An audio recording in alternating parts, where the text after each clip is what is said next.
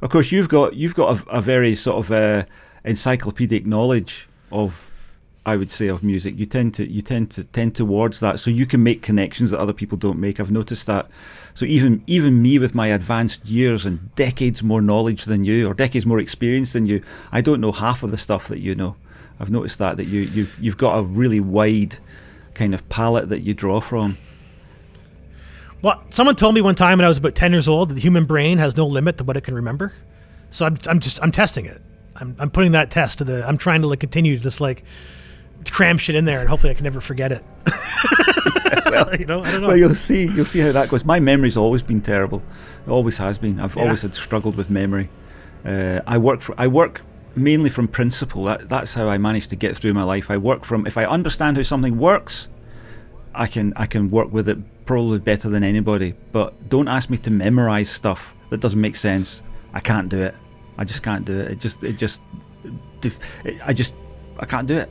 It's terrible, and it means learning new software is a problem. And until I get the handle on it, and I go that's what they're doing, right? Then I can do it. But I had too many bouts of anaesthetic when I was 7 and 8 years old. I had four visits to hospital, or four general anaesthetics, and I think because I can remember being able to remember, and I can remember not being able to remember. And when I was young, I could remember remembering things. And when I was about 8 or 9, I can remember struggling to remember the simplest things, suddenly. And yeah. That's weird, That's too bad that something like that, but it could also be a blessing depending on how it affected you. Well, it means, as Billy Connolly said about dementia, well, there's no repeats on telly anymore. I can rediscover stuff that I knew about decades ago, but I'm not in touch with anymore, and I can go back and rediscover it all anew. It's true. My friend Alan, that was in the band with Alan Martin, he's a bit like yourself. He's got such a good memory, and he makes all of these links between everything. If you mentioned any band to him, he would know all. He would you see those family trees of bands where people are connected. He would know somebody who knew somebody that he'd met. He would have met somebody that was connected within 2 or 3, and he would know the links. I don't. Yeah. I've never had that experience, But Alan's like that. I remember last time he was up, which is quite a while ago, when we did that album in 2015, I think. He was still like that, even though many years had gone past. He's still able to just draw any connection out the hat, And it's amazing to me that he never used that to be to in his creativity, because he knows all the bands, any band that operates in Scotland. Alan knows them, or knows somebody who knows them, and he plays keyboards and he does his own music and stuff. But he's never sort of used those connections to get in with anybody, which is a strange thing. I don't quite understand that one, because I think if I knew all of that stuff, I would be insufferably present in all of their lives. Do you know what I mean? I would never be off the phone sending texts, when are we doing this, when are we doing that? But Alan's very, very easygoing and probably doesn't think that way, Yeah, well, you know what? That's funny, because I sometimes wonder myself. I feel like if I made my goal and somehow maximizing my something, whether it was musical or something to do with my professional trade, something to do with financially, I'm sure I could do really, really well financially, or really, really well with a business or certain things if I focused on it. But for some reason, it doesn't pull me that way. It's weird. It's like say if I'm building a house and my next door neighbor builds houses for a living, it would never occur to me to ask him for help. Not once. I would never ask him for advice, help for anything. If he came over and said, "Hey, Chris, let me help you," I would gladly let him help me. But there's some personality thing in me that would never let me leverage his abilities to help me, even though that's normal. I do that for a living. People pay me to fix shit all the time, right? So that's how it exists, right? They don't know how to fix it themselves. They pay me to do it, right? And I just, for some reason, I've never been able to bridge that gap. Either it's a laziness, or if it's there's some sort of a block where I'm there's a personality thing where I feel like I'm a burden. Well, do you know when we're talking about that, and I'm thinking about my friend Alan, I'm thinking about myself and you, and the kind of things that you hear these kind of financial gurus and psychological gurus say about, you can be anything you want to be and all that kind of stuff. I think, thinking about it now in the moment, I think there's something that draws you, which is extremely powerful, which you don't, because you probably recognize it when you're a kid, because you feel everything much more when you're a kid, and the things that draw you as a kid will draw you completely and utterly. You'll be into that thing and you'll lose yourself in it. And as you become an adult, you kind of lose that a little bit. But I think there's something that draws us towards the thing that, in inverted commas, we are meant to do. I don't know. That doesn't imply religion or anything like that, or destiny or anything like that. But I think there is something that draws you to the place that you need to be, that you're best placed to be. And sometimes that's in the financial district of a big city making millions. If that's what draws you, then that's what draws you. And for some of us, it's a house by the coast on the east coast of that landmass, with those people doing that thing. For others, it's on the east coast of Scotland doing that thing. And it's not laziness, and it's not complicit. It's not is complicity the word? But no, but it's not complacency. It's what, there is something that draws you, I think, to the thing that you're meant to do. And I know you can decide at any point, and people do all the time. Fuck this! I'm going to go and do something completely different. Well, yeah, but that's you. That's that person who can do that. There are people who can change lifeboats or change rafts in the middle of the river. They seem to do it with ease, and you wonder, how the hell can they do that? But I think most of us are drawn to the thing, and that's the thing that we. It's not just that we value it; it's what we're meant for. But I don't mean that in that way. It's difficult to. I know what you mean. It's difficult to know how to describe it, but I think there's some real value to that, and you can get yourself tied in knots trying to think, if only I did this, things would be different and I would be better at that and all that kind of stuff. Yeah, really? Okay, yeah, okay. But, maybe not. I mean, I don't know, but it's just, yeah. I know what you mean. Sometimes you think, God, if only I took the reins of my destiny in my hands and steered this fucking cart in a different road, things could be different. But would they be? Because you'd still be you. You'd still be carrying that, So you're still going to have that, and I think we more or less end up where we were meant to be. I think you're right. I wonder too. Like, obviously you and I both have music, as our life revolves around music.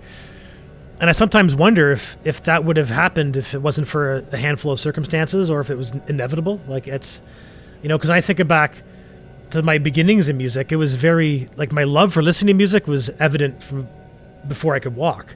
But playing music was a struggle for me. Like, I had friends that played guitar and they were all really good at it. And then I got a guitar and I wasn't good at it. Like, it took me years and years and years of hard work for me to get to a point where I was happy with my guitar playing, where I had friends that could pick it up, and by the end of the day they were playing their favorite songs because they could play by ear. So it took a lot of work, but it was like, I remember in school, it was like the lesser of the three evils was the music. It was I either do drama, so I had to get up on stage and act in front of people, or I had to paint pictures, get into an art class and do painting and sculpting, or I had to play an instrument. And I owned a guitar at that point, so I thought, well, music's going to be the easiest thing for me. So I picked music in high school because it was the easier version of the arts. So I picked it because I could get through it easier. And then I had a music teacher that was really good, that was really good at bringing positivity out of his students. And all of a sudden, I went from thinking of myself as someone who played music because that's the easiest thing for me to do in that moment, to being like impressing my teacher. He's going like, no, you're a musician. Like, you don't realize it, but you're a musician. And I'm like, I guess so. And he's like, no, look at what you're doing. Like, you're weird. You're an eccentric. You're nothing like anybody in the room. Like you do stuff that no one can do. And I was like, okay, but I don't see the special in that, right? And it was, so I was still only doing music because I had to. And it was one of those guys in the class, the drummer in the class I was in, who asked me to join his band. He was like, "Can you come and join my band at we jam at my house on the weekends and stuff?" And I was like, "Sure, I guess so." And I didn't even like the guy. The guy who used to piss me off. I hated this kid since kindergarten. Like, I hated this kid for so long. But I thought the feeling was mutual.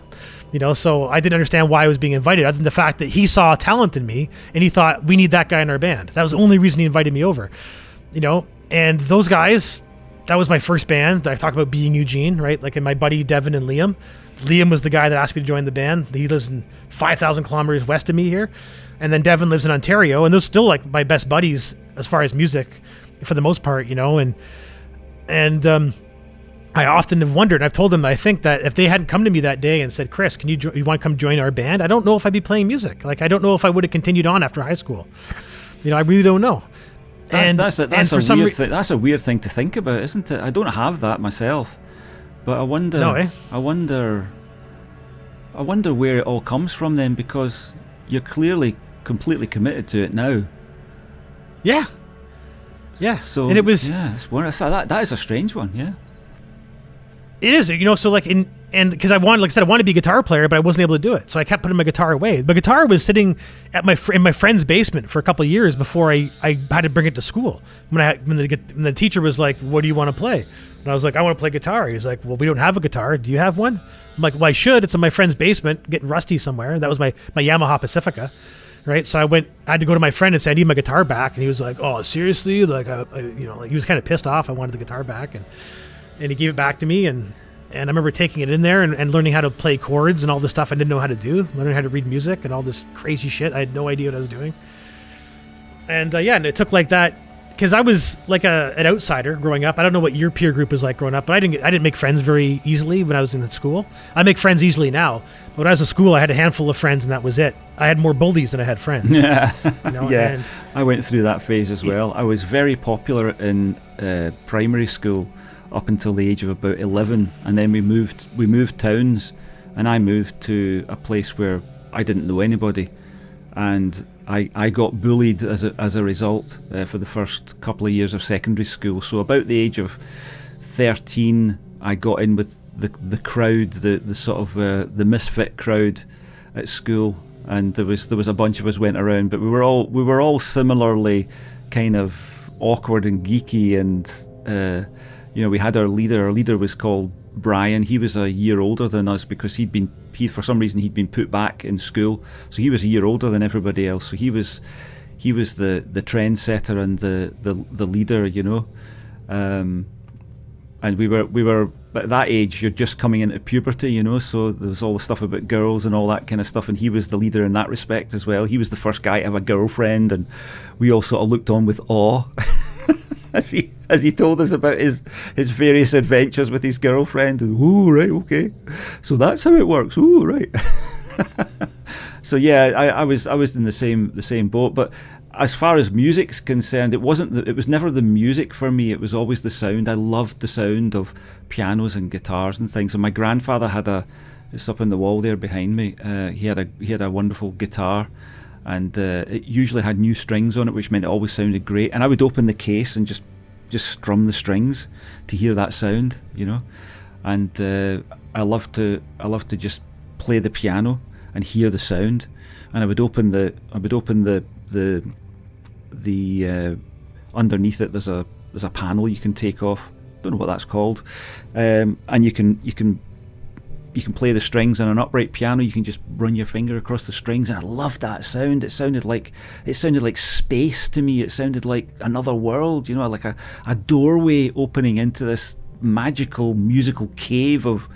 So it was always the sound for me since I can remember, just chasing that, and then music became the vehicle to explore that for me. So it was always there. I don't think I would ever have done anything else. But the thing I think about is, what weird combination of genes and predispositions must come into play to have that. If I was in the caveman days, would I be sitting up the back of the cave banging two rocks together or banging twigs together and trying to find noises, trying to find sounds? And would the whole tribe have thought I was a really weird guy, and sort of left me alone in the corner because he's a bit weird. He likes to bang rocks together. I don't know. I think I probably would. I would probably have been the guy who was out in the field looking for acoustically perfect rocks. You know, I would probably have been that guy because there's something about sound, and it's a sensory thing, of course. You know, but something about sound that just I love it. Even though I'm down to 9 kilohertz now, I don't notice it. So I only notice it because I can see things happening on the waveform in front of me, and I go, I'm not hearing that at all. Really, eh? Yeah. Well, because after all the talk about that, like I said, I tested my own hearing there the one day, and I can hear. I don't know, like when you say you can't hear over 9,000 hertz, do you mean like if it's at 10,000 hertz, you hear nothing, or you just hear like a little bit of a sibilance up there? Nothing at all. Blank. Okay, because nothing.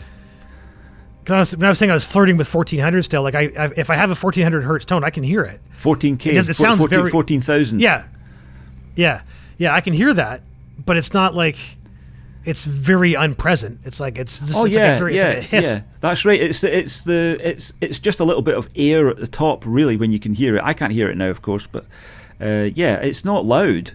But you can have a signal up there that's loud if something goes wrong, and that can be a real problem, especially for young people because it sounds really awful to them. You know, it takes up a lot of the treble never takes up the same bandwidth as bass, obviously, but it can still be a problem if something happens up there. You know, it's 16K. There's some really loud 16K tone that I'm not hearing. You know, I can see it on the waveform, so I know it's there. But that's only happened once recently, and I asked my daughter. She's fully equipped with the full 20K. And I asked her to check it out, and she said, "No, I can hear." She said, "I can hear it, but it's not a problem. It fits, you know." So I said, "Oh, thank God for that then." So I mean, I think it's quite rare, and I think that's how these old guys keep going. You know, these old producers who just, you know, I wonder what they can hear, you know. But yeah, so you're 14K. That's still pretty. That's pretty respectable. That the coming up for 40. That's all right.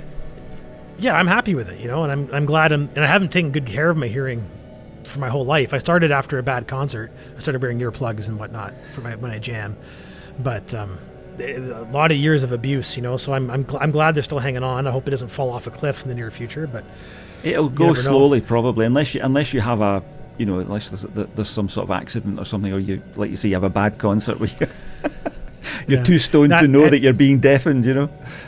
There you go. Now you mentioned we're talking about the high frequencies in children or young kids. Do you have these devices over there? We have these things here in North America. They're called mosquitoes, and they're anti-loitering devices. They're like so if you have a store where kids are hanging out in front, you put this thing in front of your store that emits this like 15K signal, like it's a little burst, like it goes for 10 seconds and off for 5 seconds, so only the kids can hear it, and it's really irritating for them. So it makes them not loiter. And I'd never seen one before. I just heard about them. But one time I was down in Mexico, and there's this resort I was at with my parents, and there's this beautiful bar my parents like to drink at. That like it was like the nicest bar in the resort, but it was usually empty, or only had older people there, so it was nice and quiet. There wasn't a bunch of screaming assholes there, and I would go there with them, but I couldn't stand being there because my head hurt all the time.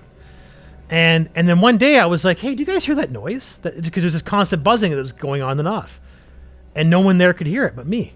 And I realized, and I looked up, I could see that's what they'd done. They were trying to keep the bar nice, so they put a thing there to keep the kids away from the bar. So all the party animals went to the shitty bar. Yes, we do. You know, apparently we do have that here. I'm not sure it's used though. I haven't heard of it being used, but I knew about it. And there was a trouble spot, shall we say. It was a little square of shops in one of the local schemes, and they were having terrible problems with youngsters hanging about and, you know, causing all kinds of mischief. And I think they used one. That's where I heard about it being used. But I'm not sure what the regulations are here about that. So there might be some sort of restriction on using them. I don't know, because I would imagine it would piss all the dogs off as well. The dogs will be like, "What is that?" well, that too. Right? I got one of those 6-liter ultrasonic cleaners. You ever seen these things? Yeah. They're like it's like a bin you fill with water, and you can put stuff in there, and it uses 40,000 hertz to clean stuff. Yeah, brilliant. So I was cleaning some records with mine the other day, and I turned it on, and I haven't used it much the last handful of years, So my dog Zappa, he's still getting used to the fact that I listen to loud music because when I got a puppy, I couldn't do my late listening sessions because he needed my attention, right? Because he would eat my fucking couch if I didn't pay attention to him. And dogs don't like loud sounds, right? So I don't want to be sitting in a room at 120 decibels with a shepherd in there, right? Going like, what the fuck? Yeah. Right. So he's only recently starting to get used to the fact that I make a lot of noise outside the studio, right? Because like he's used to me playing drums and do that kind of stuff, but in the living room or whatever else, like he's not used to that. So I was cleaning my records and he was hanging out with me while I was cleaning my records yesterday, and he's never seen it happen. So I turned it on, and as soon as I hit it, his ears started going different directions, and he started looking for something on the floor, like he was looking for a mouse or something. I don't know what he was looking for, but he freaked the fuck out, and he won't go near me if I go near that thing right now. Like he's just terrified of this thing. So he can hear 40K, you reckon? Or there's some sort of a reaction, like maybe the metal vibrates. A resonance or something that's lower than that. Yeah. Yeah. I'm not sure what the technicals, but he's definitely hearing something because it freaked him the hell out. I'm going to do a search. Yeah, me too. How high can dogs hear? 40 to 60. Holy shit. Oh yeah, it says here. Hear sounds as high as 47 to 65,000 hertz. Wow. Ooh. So that thing must sound terrible to So him. It sounds terrible to me. They must have hunted bats or something back in the day, eh? Yeah, maybe. You never know. Yeah.